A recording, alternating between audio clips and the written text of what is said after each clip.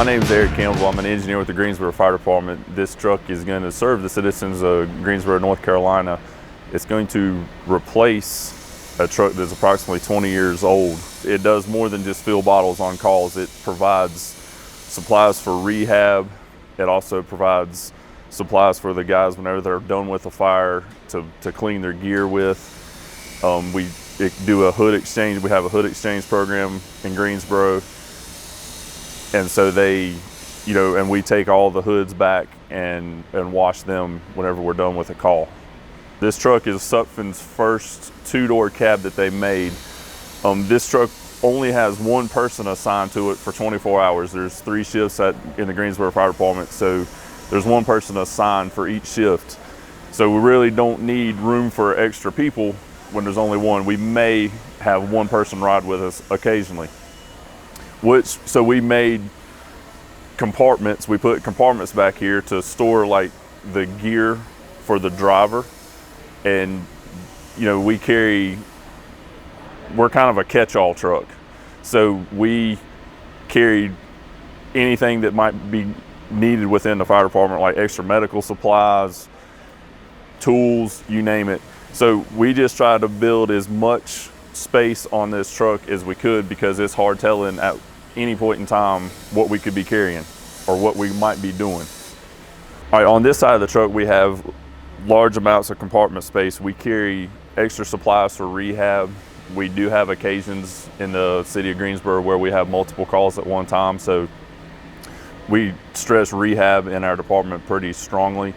So this will allow us to drop a cooler, drop supplies, and be able to go to the next call to fill bottles. And as we'll see when we get to the other side, we have bottle storage capacity, so we could even leave bottles if we need to. We also carry an extra, or have a place for an electric PPV fan. Sometimes we get on calls, and if something were to happen to one of the ladder trucks fans, or if they just need additional fans, there's another fan on scene that we can help use to ventilate the structure. So on this truck, we put a 7,000 PSI Bauer compressor. From what I'm understanding, this is the first time that a 7,000 PSI compressor has been put in a mobile application. The storage cylinders, I know they're rated for 6,600 PSI, but we wanted to have the capacity to be able to fill those up good. And basically, you have a 7,000 PSI compressor is going to fill the bottles quicker too.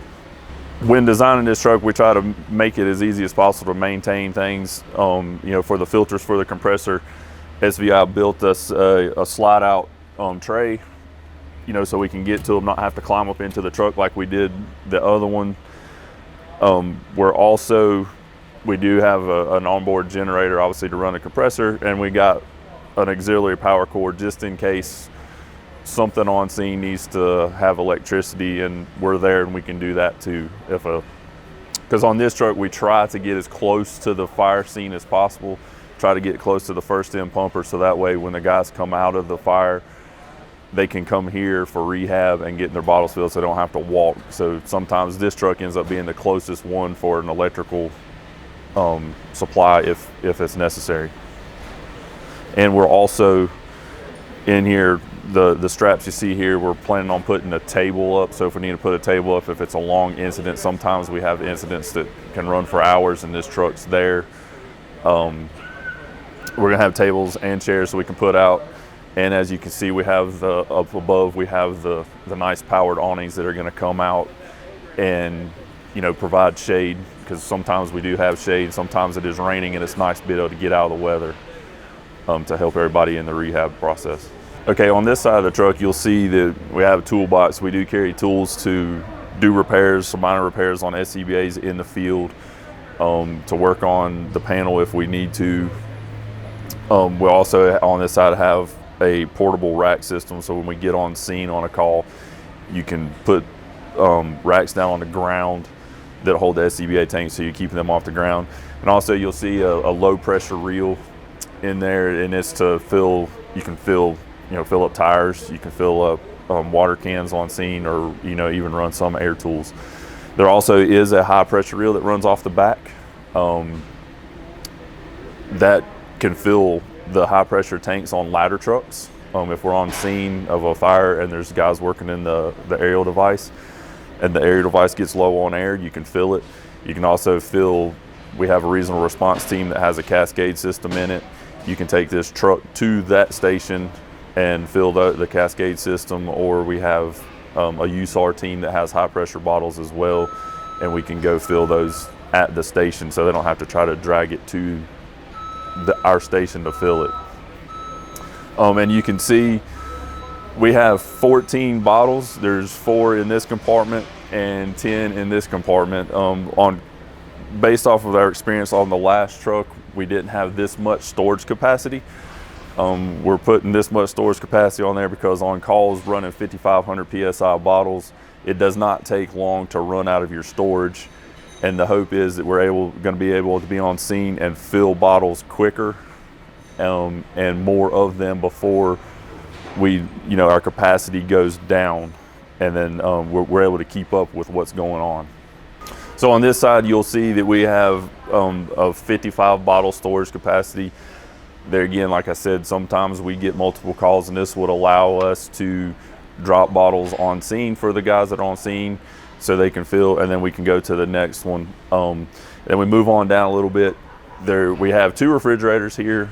We stress rehab. This is also a rehab unit. We usually keep Gatorades and water in here, and there again, if we get multiple calls, we can drop a cooler, leave the supplies there, and then go to the next one. Because it's not just structure fires. There's gas leaks, other hazmat leaks, or if there's a call that's real long duration, we try to roll this truck out for the rehab. In this compartment, we have the controls for the command light KL Slim with the high vis fixtures on it. And there again,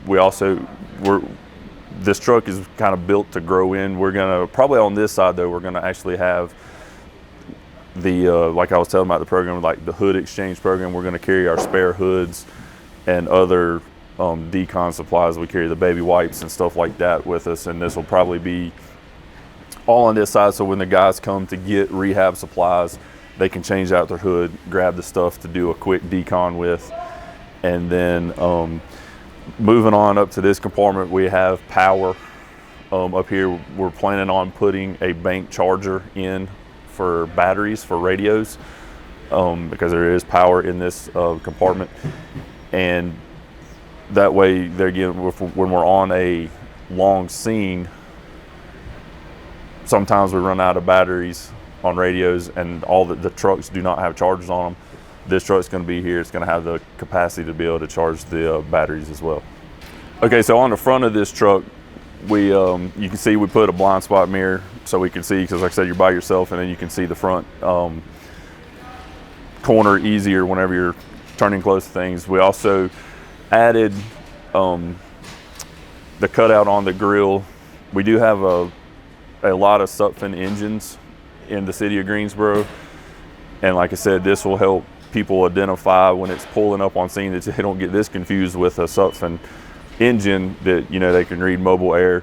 We also did put the fire tech headlights on there, and one of the features that we did that we haven't done on any of the other trucks is we put the wig wag feature on the halo portion of the headlight. Traffic is hard to get traffic out of the way, and this is hopefully just to help grab attention.